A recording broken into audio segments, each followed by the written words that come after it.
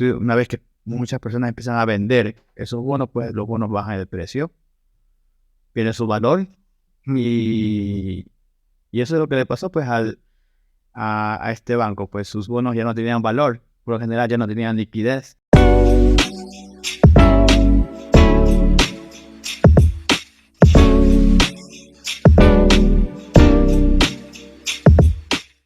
Seguimos con subidas del tipo de interés, bancos afectados, Con problemas.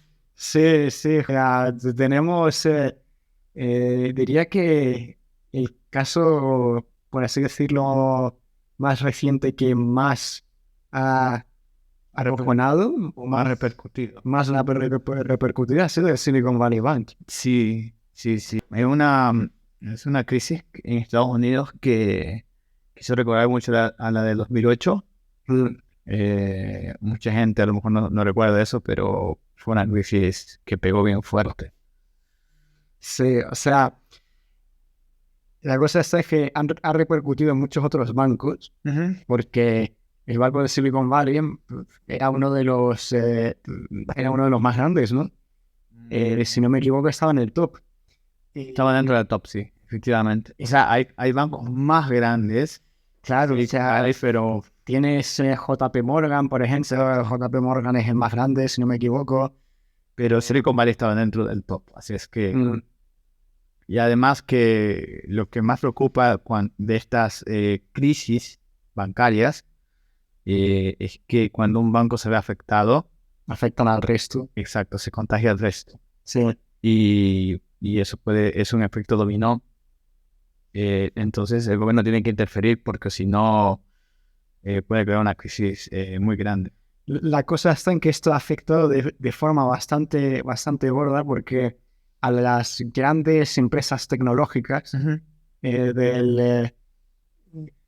están en el SP500, supongo, ¿no? Sí, tiene que estar en el SP500. Bueno, las tiendas más grandes en todo caso. Las empresas tecnológicas más grandes o simplemente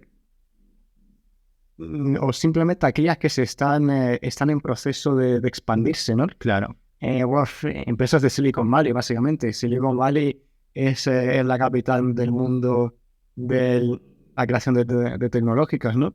Emprendimiento. Del emprendimiento tecnológico, efectivamente. Se han visto afectadas, básicamente. El Silicon Valley Bank lo que hacía, básicamente, era proporcionar capital, financiar mediante préstamos, efectivamente, a estas empresas que se están expandiendo, empresas tecnológicas, ¿no? Sí. ¿Qué pasó? O sea, básicamente cayó en la bancarrota completa. Exactamente. Por lo que yo tengo entendido, la razón de que pasase esto fue que en años anteriores hicieron una gran inversión en bonos del Estado. Compraron una gran cantidad de bonos estatales.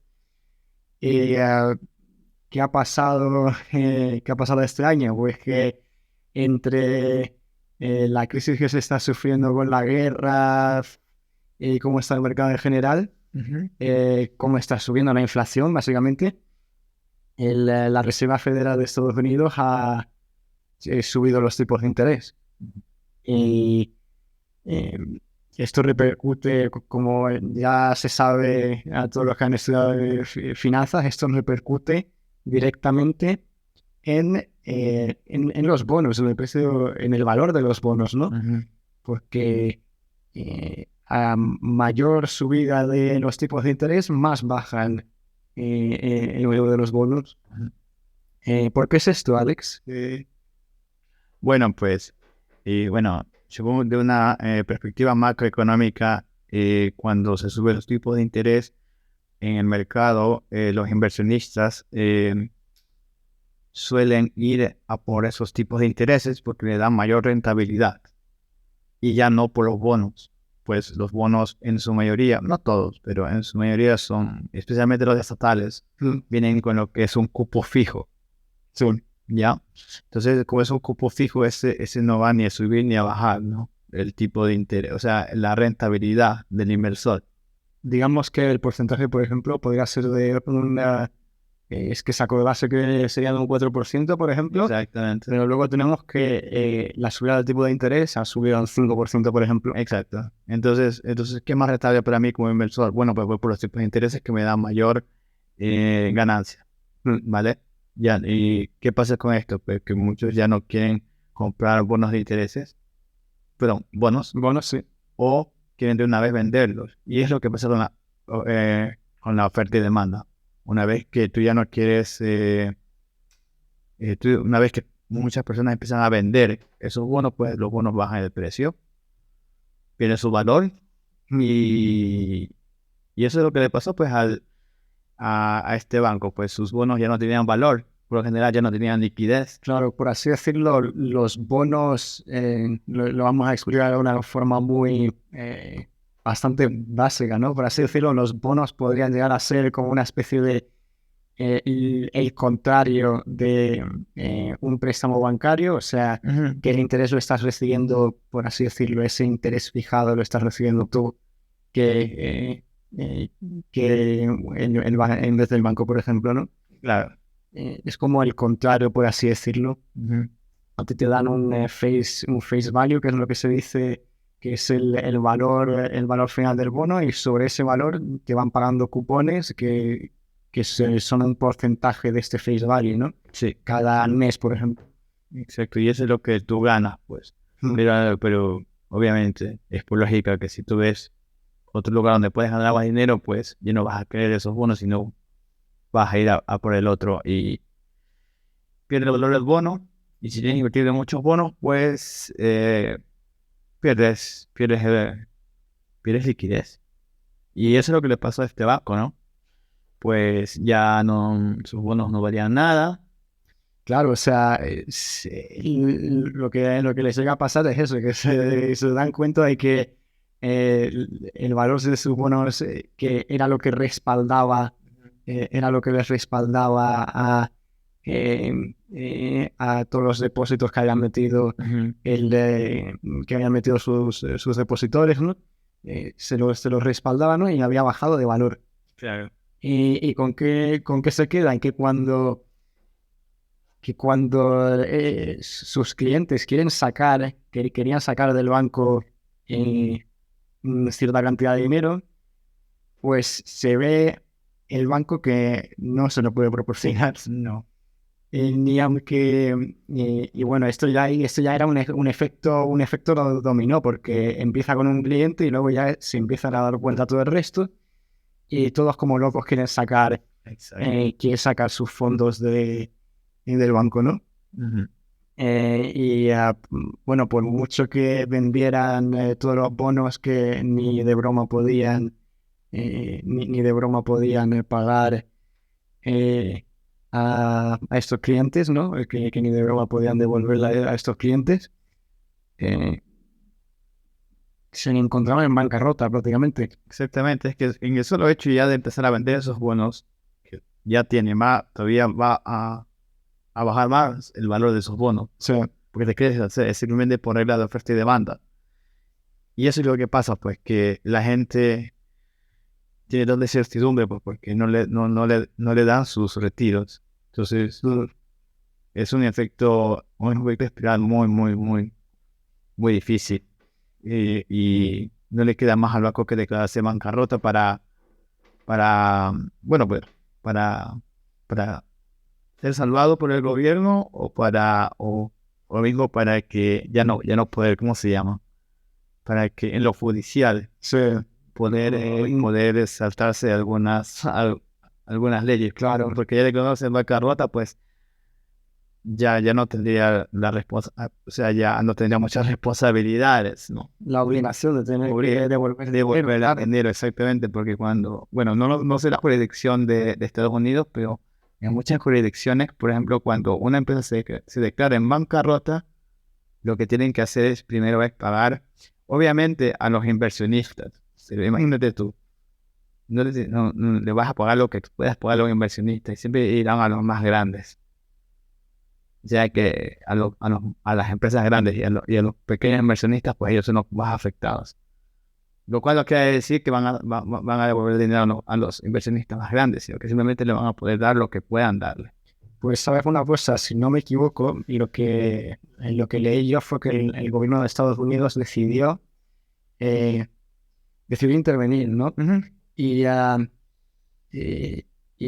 ofrecer liquidez para pagar a todos esos clientes que tenían cuenta de ahorro, se le diría, ¿no? Que tendrían cuenta de ahorro, ¿no? O, sí, fondos de ahorro, ¿no? Y a esos sí que se les prometía una devolución, una vuelta de su dinero, ¿no? Pero, por ejemplo, a todos los que habían metido en fondos de inversión en el banco, recuerdo perfectamente al presidente Joe Biden decir, no, a eso no les vamos a ayudar porque haber invertido o haber cogido, sí, haber básicamente invertido es un riesgo de por sí. Exacto. Y por eso te tienes que aguantar, ¿no? Claro, es que eso es cuando tú inviertes en fondos de inversiones y, digamos, pues hay diferentes tipos de fondos de inversiones, ¿no? Pero un fondo de inversión es menos riesgoso, pero siempre hay un riesgo, ¿no? Es que ¿cómo te esperas tú que uno de los bancos más grandes de Estados Unidos vaya a caer? O sea, Exacto. Por ejemplo, en las acciones, tú sabes, cuando compras acciones, el riesgo es más alto, ¿no? Pero en un fondo, pues, es menos riesgoso, ¿no? Pero igual siempre hay un tipo de riesgo y entonces los bancos, por jurisdicción, tienen que siempre, cuando se declara en bancarrota, lo primero que tienen que hacer es tratar de devolver el dinero a sus clientes. ¿Me entiendes? Primero a sus clientes. Y estamos hablando de que son empresas muy grandes y ellos tienen que priorizar a esas empresas grandes. ¿Ya? Entonces, ese es el problema de que si por ejemplo, personas normales como tú y yo, por ejemplo, tenemos invertido dinero en esos fondos de inversión, pues nosotros somos no tenemos prioridad. No. Entonces somos como, has perdido tus ahorros. ¿Ya? Y eso es lo que pasa. Siempre se van a tener que salvar primero las empresas más grandes. Y bueno, pues los pequeños, pues, pues ya han perdido, ¿no? claro, es curioso porque en estos fondos, por así decirlo, en diferencia en que si tú realizases una inversión por tu cuenta, ¿no? Ajá. Es que la responsabilidad no es tuya, sino suya. Y ya de por sí, pues al estar pago, porque normalmente si entras en un fondo o lo que sea, pagas una cierta cantidad cada vez que se entra, cada vez que sales, o incluso una cantidad que, por así decirlo, es como de mantenimiento. Eh, o sea, estás pagado por esa seguridad, por así decirlo, de que te van a hacer un buen trabajo, ¿no? Y de que ellos van a tener la responsabilidad de hacerlo. Y al final, los de Silicon Valley, pues se encuentra de que al carajo, o sea, ¿Sabes de que pueda? sí, Andy, ni eso, ni aunque hubieses pagado por mantenimiento, por pertenencia, por todo, es que te quedas sin nada. claro. Esa promesa de responsabilidad es un brindis al sol prácticamente. Claro. Es así, lamentablemente, lo que pasa en Silicon Valley. Y bueno, esto todavía sigue. O sea, no, esto solamente puede ser el comienzo, ¿no?